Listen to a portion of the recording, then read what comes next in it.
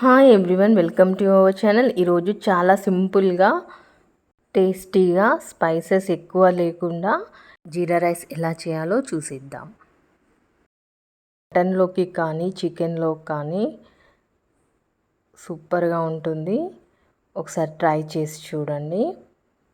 ఇక్కడ నేను 1/2 spoon oil తీసుకున్నాను, 1/2 స్పూన్ నెయ్యి తీసుకున్నానండి.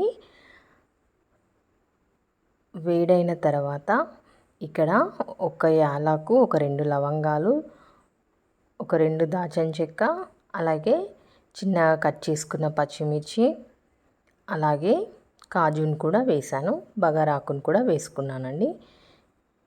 కాజు, పచ్చిమిర్చి ఇవి మంచిగా ఫ్రై అయ్యే వరకు ఫ్రై చేసుకోవాలి. ఇవి ఫ్రై చేసుకున్న తర్వాత 1 స్పూను జీలకర్రనైతే ఇందులో వేసుకున్నానండి. ఇలా చేసి పెట్టండి, చిన్నపిల్లలు కూడా చాలా ఇష్టంగా తినేస్తారండి.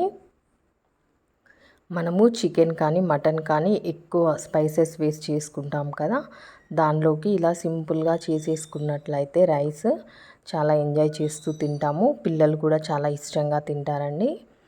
చూడండి, ఇక్కడ కాజు పచ్చిమిర్చి వేగిన తర్వాత ఇక్కడ జీలకర్రను కూడా వేసుకున్నాను. చూడండి, జీలకర్ర కూడా ఎక్కువ ఫ్రై కావాల్సిన పని ఏం లేదండి. ఇలా కొద్దిగా కలర్ చేంజ్ అయితే సరిపోతుంది. ఇక్కడ ఆల్రెడీ నేను ఇక్కడ రైస్ని అయితే కడిగేసి పెట్టేసుకున్నాను. మనం బాస్మతి రైస్తో చేసుకోవచ్చు, నార్మల్ రైస్తో కూడా చేసుకోవచ్చు. ఇక్కడైతే నేను నార్మల్ రైస్ని యూజ్ చేశానండి. చూడండి, జీలకర్ర కొద్దిగా ఇలా ఫ్రై అయిన తర్వాత మనం ముందుగా కడిగి పెట్టుకున్న బియ్యాన్ని ఇందులో వేసుకోవాలి. 1 గ్లాస్ రైస్ తీసుకున్నట్లయితే మీరు 1.5 వాటర్ని అయితే వేసుకోండి. మనం రెగ్యులర్గా వేసే వాటర్ కంటే ఒక 1/2 గ్లాస్ తక్కువ వేసుకోవాలండి. ఇప్పుడు ఒక గ్లాస్కి 2 గ్లాసుల, ఒక గ్లాస్ బియ్యానికి 2 గ్లాసుల వాటర్ యాడ్ చేస్తాం కదా, ఇక్కడ ఒక గ్లాస్ బియ్యానికి 1.5 గ్లాస్ వాటర్ యాడ్ చేసుకుంటే చాలా పొడి పొడిగా సూపర్గా వస్తుంది. చూడు, బియ్యాన్ని కూడా వేసుకున్న తర్వాత ఇలా ఆయిల్లో కొద్దిగా ఫ్రై కానివ్వాలి. ఫ్రై అయిన తర్వాత తగినంత సాల్ట్ని కూడా యాడ్ చేసేసుకోండి. ఇక్కడ యాడ్ చేసుకొని మళ్ళీ ఒకసారి మిక్స్ చేసేసుకొని వాటర్ని అయితే వేసేసుకోవాలండి. చాలా సింపుల్గా తొందరగా అయిపోతుందండి. మనం ఒక 15 మినిట్స్లో అయితే ఈజీగా చేసేసుకోవచ్చు జీరా రైస్ని.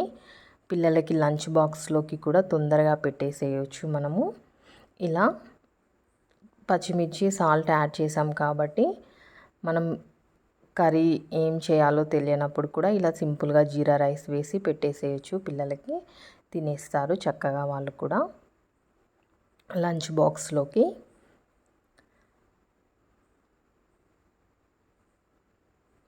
చూడండి, ఇక్కడ వాటర్ని కూడా యాడ్ చేసుకున్నాను.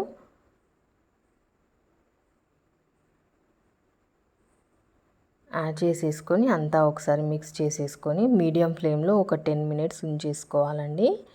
తర్వాత ఒక 5 మినిట్స్ లో ఫ్లేమ్లో పెట్టేసుకుంటే ఎంతో tasty and simple jeera rice ready అవుతుంది. చూడండి, ఇక్కడ మూత పెట్టేస్తున్నాను. ఒక 10 మినిట్స్ మీడియం ఫ్లేమ్లో ఉంచేసుకొని మధ్యలో ఒకసారి కలిపేసేసుకొని ఇంకొక 5 మినిట్స్ లో ఫ్లేమ్లో పెట్టేసుకుంటే ఎంతో పొడి పొడిలాడుతూ చాలా టేస్టీగా జీరా రైస్ అయితే రెడీ అవుతుంది మనకి.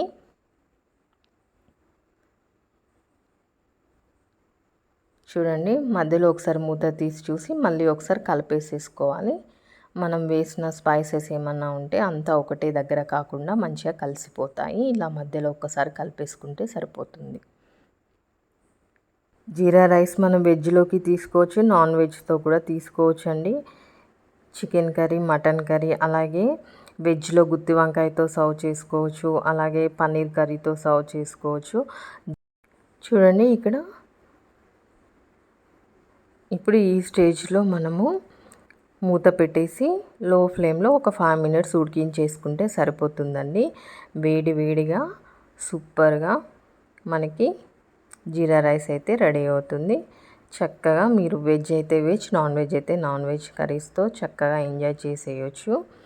ఒకసారి ఈ విధంగా మీరు కూడా ట్రై చేసి చూడండి. నా రెసిపీ నచ్చినట్లయితే తప్పకుండా లైక్ చేసి నా ఛానల్ని సబ్స్క్రైబ్ చేయండి. మీ ఫ్రెండ్స్ అండ్ రిలేటివ్స్కి షేర్ చేయండి.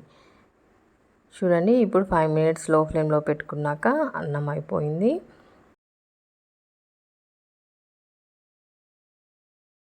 చూడండి అన్నము అయిపోయిందండి. జీరా రైస్ ఎంత పొడి పొడిలాడుతూ వచ్చిందో చూసారు కదా. కింద కూడా అడుగు అంటుకోకుండా చక్కగా వస్తుంది.